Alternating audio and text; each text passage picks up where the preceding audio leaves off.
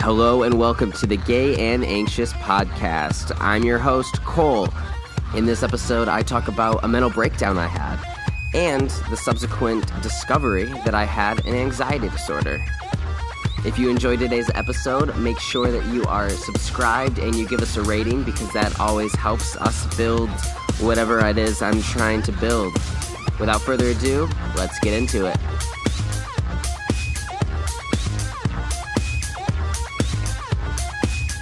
Hello, how are you doing today?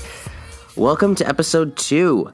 A lot of exciting things happening. I'm still very new at this, trying to get my podcast off the ground. A couple of updates about that. Number 1, as you can tell, I nailed down some theme music for the opener that wasn't in episode 1. I'd like to give a shout out to bensound.com. It's ran by this guy, I think he's from France, but really what he does is he makes this music that you can use for stock stuff, and as long as you credit him, basically, you can use his music. So I'm going to have his website in my description, and he will never hear this, but if he does, I'd like to thank him very much for his contribution. Second thing is exciting as well. I just opened up a Gmail account, but the cool thing about it was gayandanxious@gmail.com in this day and age in 2017 was available, which blew my mind. So that's great. So luckily now, if you want to reach out to me, you can do so at gayandanxious.com. Potentially in the future, I could do advice and answer questions. I don't have anyone listening at the moment. This is just me talking into the abyss. But if I am prepared to take comments. So right now, if you want to send anything to me, say hi, anything. Gay and Anxious, all lowercase, all spelled out, GAYANDANXIOUS @gmail.com. So that's fantastic. Third, which doesn't really matter to you because this is the only reason that you are able to hear me right now, but I personally was able to figure out how to start distributing my podcast places, which it's really not that hard. It surprised me, and it was just a fun little reminder that the internet does a lot of really cool things that you just never know happen. And lastly, before I start this episode, I wanted to just talk about me listening to myself on the last episode. So there's a couple of things that I acknowledge that I want to work on. So one, it was a little bit longer than I wanted it to be or felt that it should be. So I am learning as a host how to be concise, to pick a topic and don't stray, and what details are necessary and what details not to include. So currently, my goal is for 30 minutes of topics, so I usually set a timer for myself. The second one is I felt that I was talking a little bit fast on that, so I think I'm just a natural talker. I will work on slowing down a little bit. Email me at that gayandanxious@gmail.com if you have any preference on my speed. Do you like it when I talk fast? Or do you want me to slow down? Another thing I'm going to work on is filler words. I am not very good at them, and you don't realize that until you hear recordings of yourself. So this is a good personal exercise in my life, listening to these episodes and conscientiously being aware of filler words. It's another topic. 30 minutes on my little timer. This topic, first episode was about my coming out story and kind of how I came to term with my sexuality, and really that was just the beginning for me of a long series of things with being gay. This episode, I wanted to cover the other half of the title of the podcast. So this is kind of the advent of my anxiety. With anxiety disorders, and any sort of mental health disorder, really, besides just anxiety disorders, they're complicated because anytime humans are involved in anything, you can never be 100% sure. We're just very unique, wonderfully imperfect creatures. And in my experience, the cause of anxiety can be a lot of things, usually interworking. So Some people can be predisposed to anxiety just because of genes, so it can run in the family. Other people might have, pressures from your environment. A lot of people who are in the LGBT community end up also having mental health issues such as anxiety and depression because the way that your life has been is, the environment that you've been raised in, there's a lot of stuff that you've had to deal with, and it makes total sense that you might potentially develop anxiety from dealing with all of these stresses all the time. And then third is age. So a lot of mental health disorders typically will show themselves in the early 20s. And with me, this is exactly what happened. So to pick up where I left off with the other episode, the coming out process for me was the beginning of me really being gay. I had to kind of come out before I had decided it or fleshed out the identity for myself. So I did things in a little bit atypical order. And the preceding year and a half from that point, my sophomore or the end of my freshman year and my sophomore year of college, was this cycle of me really being unsure of my sexuality. I always worried was this the 100% right choice? I had girlfriends in high school, and some of the things that had been said to me, it was always in my head, what is the right answer? Am I gay? Am I not gay? And I would typically decide I was gay, decide that a lot of evidence I was more attracted, especially physically, to men and not so much women. So I would go on Tinder and then meet someone. We'd talk, go through that really fun beginning stage where you're flirting and talking, and then we would meet up in person. Things might start getting serious, and almost like clockwork, I would get nervous, push away from this person, cut them off.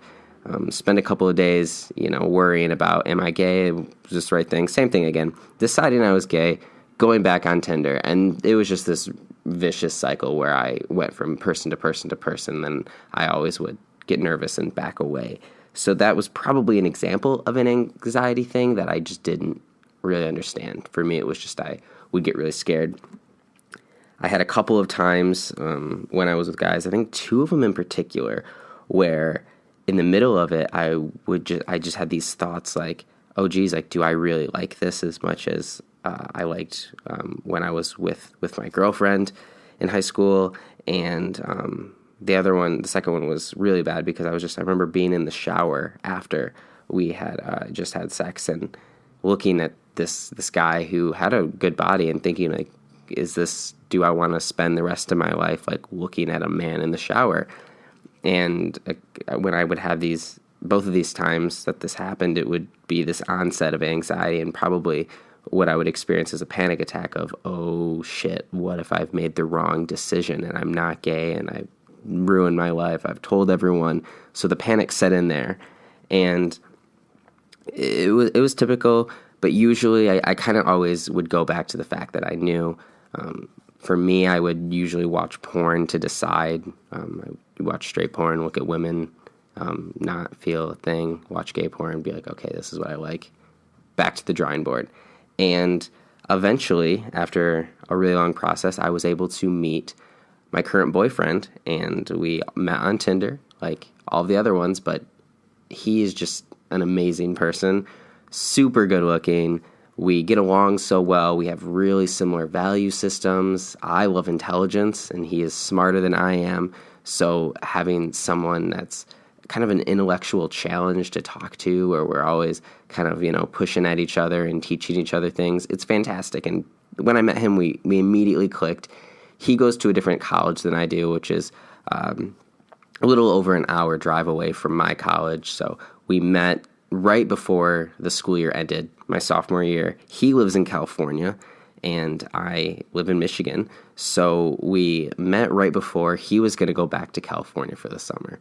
And it was an amazing trip. I felt completely different. I knew it was weird, but I knew it was different than any other guy I'd ever talked to. And at the time, I wasn't a big crier. And when I came back on the bus ride home, I cried because I thought, this isn't ever going to work. He's going to California. We're going to be gone all summer. We're not going to meet back up. But throughout the summer, we decided to keep things low-key, we weren't officially dating, no labels. We could talk to whoever we wanted, just stay in touch. We ended up talking like almost every day and FaceTiming all the time, to the point where I wasn't talking to anyone else.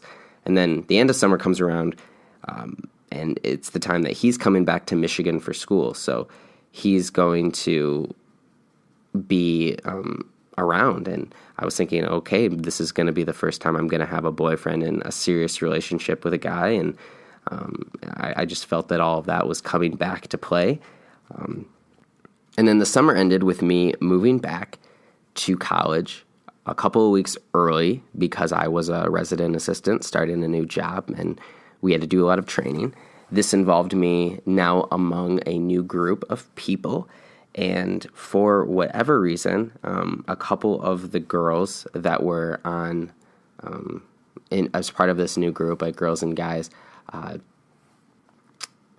I got very scared that I might find them attractive. They were obviously attractive people, and some of them were gorgeous. And I remember noticing that, and then thinking, "Oh God, am I sexually attracted to them?" And you do this like kind of checking, like, am I just thinking of her as pretty, or am I like, would I want to have sex with her, have a relationship with her? And usually it was just like I don't think I'm attracted to her, but it was just the fact that I was thinking about it.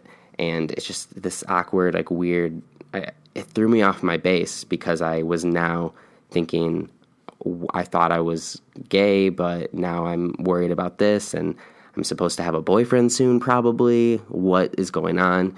And that just threw me off kilter a little bit. I had dealt with that before, and I had kind of started to teach myself to just keep rolling with the punches, just go for it.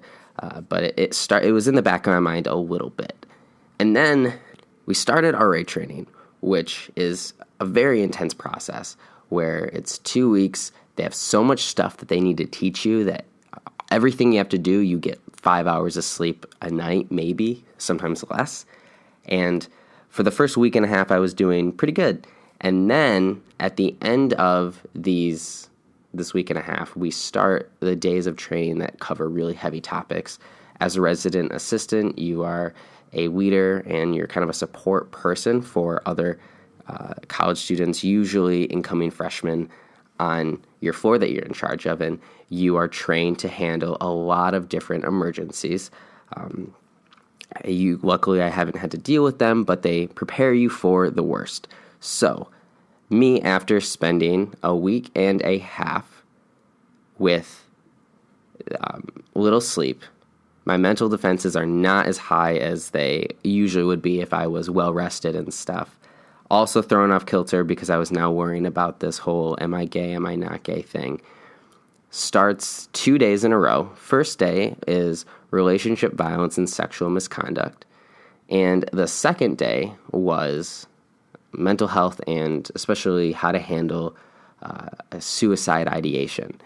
So day one happens, and I was going through this process where I was wondering if I was gay or not, and then occasionally I would be around a girl, worry that I was finding her attractive, and then in my head think, would I want to have sex with her? And now we're watching videos of relationship violence and sexual misconduct, so, rape, relationship just violence in general, molestations, just a lot of acts that people do from a sexual nature. Then the second day was about suicide and people who had depression.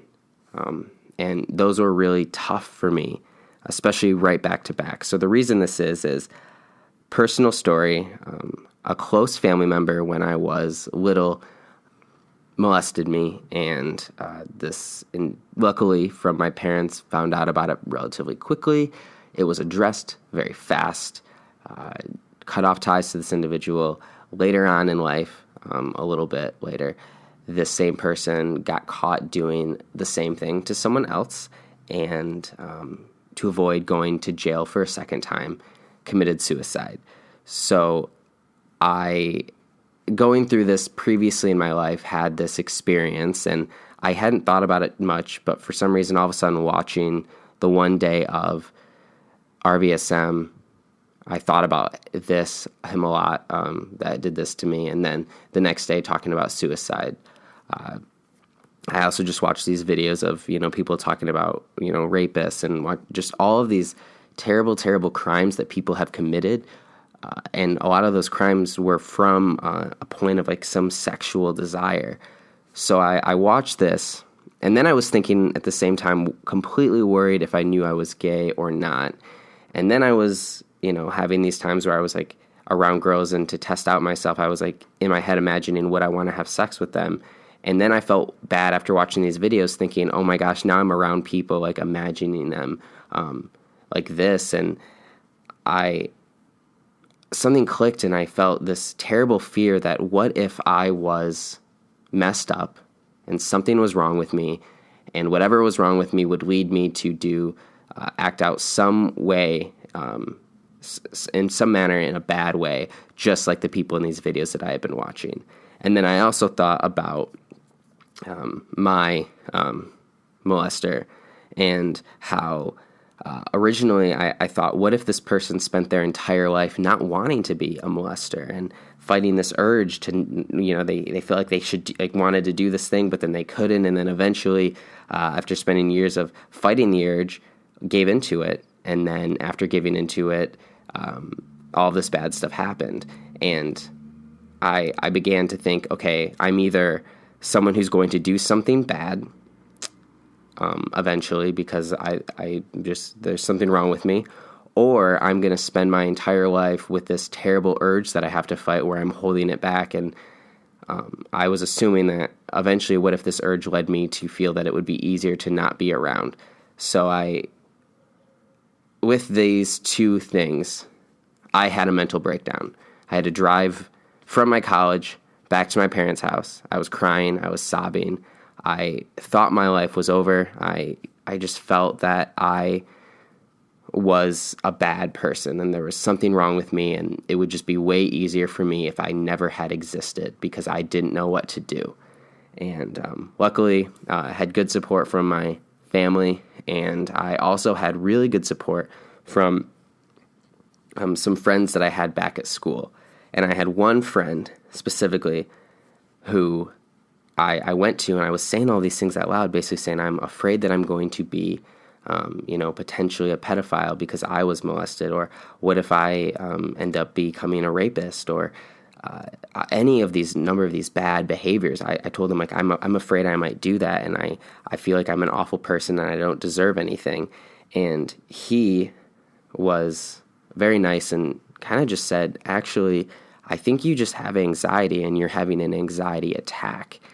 Because this is some of the stuff that you're talking about are things that I've dealt with. So he kind of reassured me that there wasn't really anything wrong with me other than the fact that I had bad anxiety and I was now worried about these things. And from this process, I was able to, I think luckily for me, I don't know what was inside of me, but I immediately, without hesitation, started and reached out for help from lots of people around me. And because of that, I started therapy. I started going to see a psychiatrist for medication, and it really changed my life completely. And after this breakdown, it wasn't like it just was a quick thing. It was this breakdown utterly destroyed me as a person. And then I had to spend a very, very long time, months and months, and I'm not 100% back, I think, to the state I was before this breakdown, even as I'm saying this podcast. And it was just this decline where every part of myself just collapsed, and I got depressed and I felt hopeless. And the best way to describe it is there was this part of me who felt that I was bad, and there's good people in the world, there's bad people in the world. I'm one of the bad people. I'm just aware of it. I'm going to end up doing something bad or letting everyone down. I don't deserve compassion. I don't deserve help. I'm bad. I just deserve to die. And as I was, moving on every day, I still kind of had these feelings inside of me that I was just so terrified of the future, and I was so terrified, and I felt guilty if anyone helped me because I just felt that I didn't deserve help. I was a monster. And I have had to spend a lot of time reassuring myself and coming back to the point of that, no, I'm not. And I have, through talking to tons of people, come to the conclusion that it's nothing else other than anxiety. And once I was able to start looking at it from the lens of anxiety, I was able to start healing and recreating kind of my new self. I know I'm never going to get back to be the same person that I was before this quote-unquote mental breakdown, and I think that's a good thing. In the long run, it'll be a good thing, but that does mean that the last part of my life since then has been much more of a daily struggle just to get through things versus before. And I want to talk about a lot of these things in more detail, which we don't have time for in this episode, but there is tons to unpack here. I do want to kind of conclude this episode on a little bit of a higher note. I don't want it to be completely depressing. So I will say that the year anniversary of this breakdown, when I moved back to college again a year later, I printed out all of the pictures from my phone and from Facebook that I had taken with people during that year. And throughout the year, most days I felt really bad after struggling with really bad depression and anxiety and lots of issues. And it was a struggle. Going to hanging out with friends, everything was a really big struggle. And I was fighting every day kind of to keep going. And when I printed out these pictures, it was just the coolest thing because I realized despite everything that I had gone through, I still filled the year with life. And I took all these pictures with friends and these people that were in my life, and I still was able to make meaningful connections and do all of these great meaningful things. And it was really cool to see that even though I wasn't going through the best point in my life, I still managed to hold it together and accomplish a lot of things. So if I were talking to myself a year ago, or if I am talking to someone who is listening to this podcast who is going through a really, really rough patch, I have a couple of suggestions for you. So if you find this podcast later on after I've made episodes, look at episode titles that relate to things that might be more specifically what you're worried about. Because to me, it always helped hearing from other people who were experiencing similar things, because that made me feel better, knowing that I wasn't, we don't talk about these issues all the time, so it's easy to feel isolated and alone and that you're the only one going through these things or that there's something wrong with you. But no, you're a human. This happens. It's way more common than we think. That's why I'm here, so I can tell you so that you know that you're fine. Everything's going to be fine. Just keep chugging. There isn't going to be a sudden day where you all of a sudden feel better. It can usually be a slow process with ups and downs and struggles. But again, my topic, and I mentioned this in the first episode, is I really thought a lot about Vincent van Gogh during this time, about how he had a tragic life with a lot of things, and he clearly had mental issues, and he grew up in a time where they weren't understood, and he wasn't able to address them the way that we are fortunate enough to address them today. But at the end of the day, through his struggles and tragic life, he created something beautiful, and he created art. And even through really bad times when everything seems really crappy and awful, there's still beauty in that, because we're humans, we're imperfect, we struggle, and our life is our art. All right, so that's the time for episode 2 of Gay and Anxious. Thank you so much for tuning in. Hope to see you for episode 3. Have a great day, and see you later.